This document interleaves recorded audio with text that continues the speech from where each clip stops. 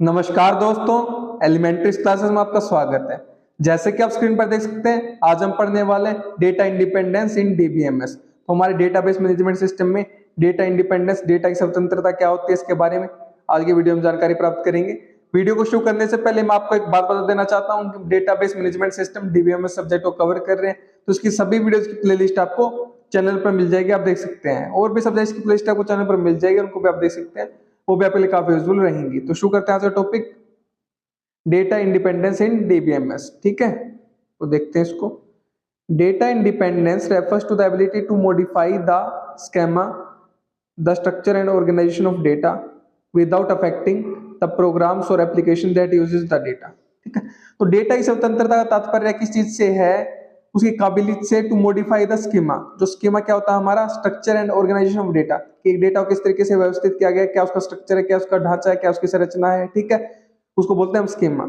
इसके बारे में पहले बात कर चुका हूँ, प्लेलिस्ट में आपको वीडियो मिल जाएगी, डिटेल में जानना है तो स्कीमा।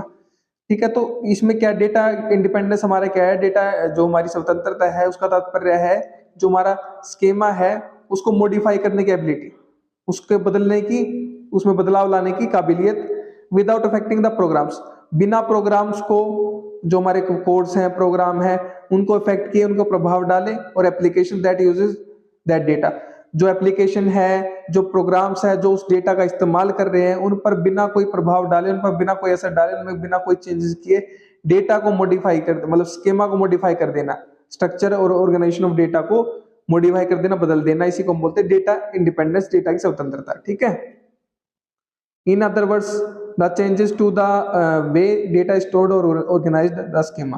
तो अगर दूसरी भाषा में बात करें हम, तो जो हमारा डेटा है उसमें चेंज करना, उसके वे में, उसके तरीके में, कि किस तरीके से डेटा हमारा स्टोर्ड है, किस तरीके से ऑर्गेनाइज्ड है, जिसको हम बोलते हैं स्कीमा।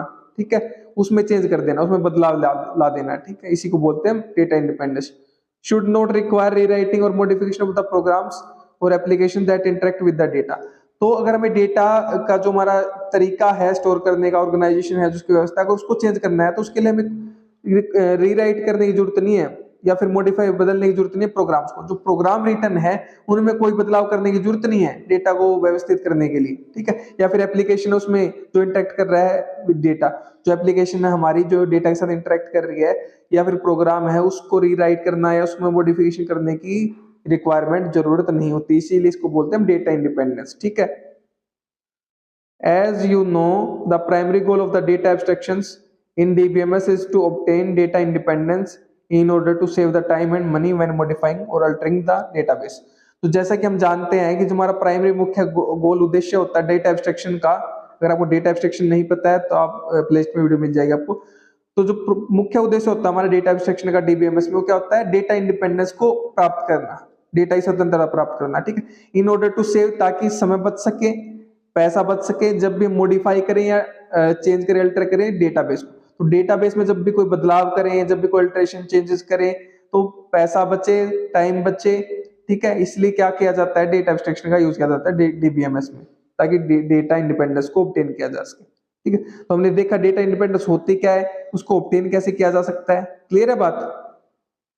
अब देखते हैं types of data independence in DBMS. तो इसके कुछ प्रकार भी होंगे, कुछ टाइप भी होंगे, कि किस तरीके से स्वतंत्र रखा जा सकता है डेटा को। ठीक है, data independence is mainly of two types. Data independence is mainly of two types. पहला देखते हैं फिजिकल लेवल इंडिपेंडेंस। ठीक है, तो फिजिकल लेवल पे इंडिपेंडेंस की बात करते हैं। अगर आपको इसके बारे में नहीं पता, यहाँ पर आप देख सकते हैं, ये हमारे क्या है, 3 स्कीमा आर्किटेक्चर होता है। ठीक है, 3 लेवल आर्किटेक्चर होता है, जिसमें हमारे 3 लेवल होते हैं।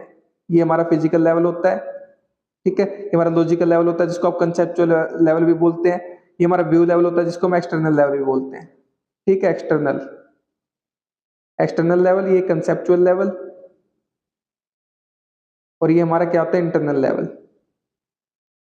ये 3 लेवल होते हैं, इनके बारे में वीडियो में बात कर चुके हैं, आप प्लेलिस्ट पे आपको वीडियो मिल जाएगी। ठीक है, उसमें देख सकते हैं आप, 3 स्कीमा आर्किटेक्चर आपको मिल जाएगा, और एब्स्ट्रैक्शन वाली वीडियो में हमने इसके बारे में बात करी है। तो ये हमारा होता है। ठीक है, तो इसमें जो बात कर रहे हैं हम, किस पहले पॉइंट की बात कर रहे हैं, तो क्या कर रहे हैं? Physical level independence. तो मतलब इस लेवल पे इंडिपेंडेंस की बात कर रहे हैं हम।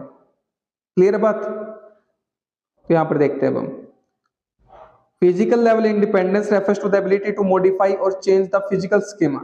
तो फिजिकल लेवल की जो स्वतंत्रता है, उसका तात्पर्य, उसका रेफरेंस क्या है, रेफर करता है वो कि जो हमारे एबिलिटी है, काबिलियत है टू मॉडिफाई और चेंज द डेटा, जो हमारा डेटा है, जो हमारा फिजिकल स्कीमा है, उसको चेंज करना, उसमें बदलाव लाना, मॉडिफाई करना, ठीक है, उसको क्या बोलते हैं हम, physical level independence. The way data stored on disk, indexes etcetera, किस प्रकार से हमारा डेटा स्टोर है डिस्क में, इंडेक्सेस एटसेट्रा, इन सब चीजों में क्या करना, हमारा बदलाव लाना, मॉडिफाई करना, एबिलिटी, काबिलियत को हम क्या कर रहे हैं, रेफर कर रहे हैं, ठीक है। विदाउट अफेक्टिंग द कंसेप्चुअल और logical schema, the way data is viewed and accessed by the users and applications. तो किस प्रकार से जो यूजर्स उपयोग करता है उसके द्वारा डेटा को देखा जा रहा है, उसको एक्सेस किया जा रहा है, उसको यूज किया जा रहा है, इस पे कोई प्रभाव नहीं पड़ता, ठीक है। This separation allows optimization for of storage and performance without impacting how users interact with the data. तो इस सेपरेशन की वजह से क्या होता है हमारा, ये सेपरेशन हमें अलाउ करते हैं, अनुमति देती है फॉर ऑप्टिमाइजेशन। ऑप्टिमाइजेशन का क्या मतलब, हमारा बेस्ट कर देना हमारे सिस्टम को, ठीक है, उसको ऑप्टिमाइज करना, उसको सुधार करना, उसमें बेस्ट से बेस्ट चीजें करना, ठीक है, of storage and performance without impacting how users interact with the data. User data के साथ किस प्रकार से इंटरेक्ट कर रहे हैं, उसकी परफॉर्मेंस को, उस पर प्रदर्शन पे कोई इंपैक्ट नहीं पड़ता, कोई प्रभाव नहीं पड़ता, ठीक है। अगर मैं बात करूं आपको यहाँ पर समझाता हूं इससे मैं आर्किटेक्चर से, यहाँ पर तो यहाँ पर 3 लेवल है, हम फिजिकल लेवल की बात कर रहे हैं। तो फिजिकल लेवल पे हमारा डेटा क्या होता है, स्टोर होता है, किस प्रकार से स्टोर हुआ है।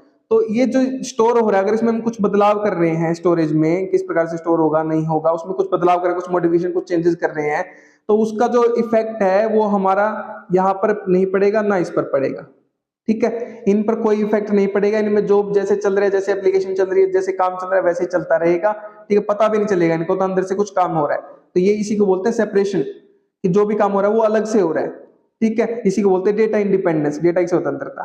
क्लियर है बात। तो यहाँ पर यही बात बोली गई है, फिजिकल लेवल इंडिपेंडेंस हमारा क्या है, एक एबिलिटी है, काबिलियत है डेटा को मॉडिफाई करने की, बदलने की, चेंज करने की, फिजिकल स्कीमा को, तुम्हारा फिजिकल स्कीमा फिजिकल लेवल है, ठीक है, कि उसमें किस प्रकार से डेटा स्टोर हुआ है, इंडेक्सेस एटसेट्रा, इनको चेंज करना बिना प्रभाव डाले कंसेप्चुअल और लॉजिकल स्कीमा पर, ठीक है, जिसको हम कंसेप्चुअल स्कीमा बोलते हैं, लॉजिकल स्कीमा बोलते हैं, उस पर बिना प्रभाव डाले किस प्रकार से जो यूजर है डेटा को देख रहा है, एक्सेस कर रहा है, ठीक है। दिस सेपरेशन अलाउज फॉर, इस सेपरेशन की वजह से जो हमारा सिस्टम होता है वो, उसकी जो परफॉर्मेंस प्रदर्शन होते हैं वो क्या होती है, बढ़ती है, ऑप्टिमाइज होती है, ठीक है, विदाउट इंपैक्टिंग, कैसे जो हमारे यूजर्स हैं उन पर कोई प्रभाव नहीं पड़ता, कैसे वो इंटरेक्ट कर रहे हैं डेटा के साथ। क्लियर है बात। नेक्स्ट बात करते हैं हम लॉजिकल लेवल इंडिपेंडेंस। तो ये दूसरी हमारी इंडिपेंडेंस होती है, लॉजिकल लेवल इंडिपेंडेंस, ठीक है, ये सेकंड वाला पॉइंट हमारा, यहाँ पर आप देख सकते हैं लॉजिकल लेवल इंडिपेंडेंस है हमारा। अब इसको देखते हैं, logical level independence refers to the ability to modify और चेंज द लॉजिकल स्कीमा। तो इसमें लॉजिकल लेवल इंडिपेंडेंस की अगर स्वतंत्रता की बात करें तो सिंपल सी बात है, लॉजिकल स्कीमा है जो हमारा, उसमें कुछ मॉडिफिकेशन, चेंजेस करने हैं, बदलाव करने हैं, उसकी काबिलियत के बारे में बात कर रहे हैं। द स्ट्रक्चर ऑफ डेटा, जो डेटा का स्ट्रक्चर है, संरचना है।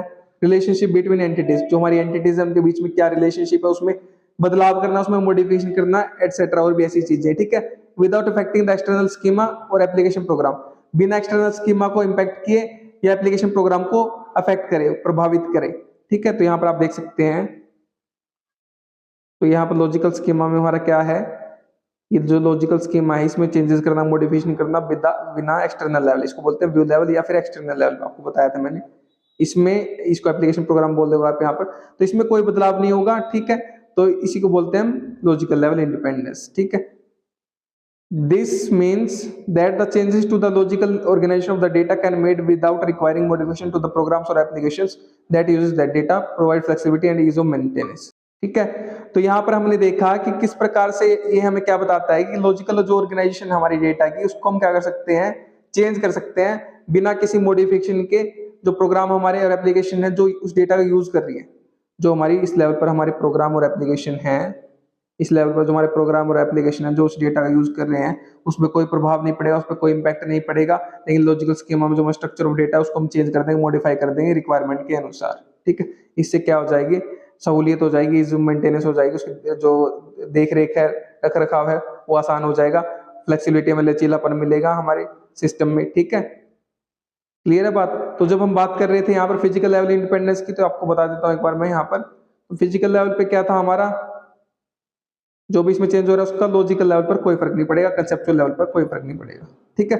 लॉजिकल लेवल इंडिपेंडेंस की बात करूं तो एक्सटर्नल लेवल पर कोई फर्क नहीं पड़ेगा। क्लियर है बात? तो ये सारी बातें, any modification to the conceptual representation of the data would not affect the users perception of data.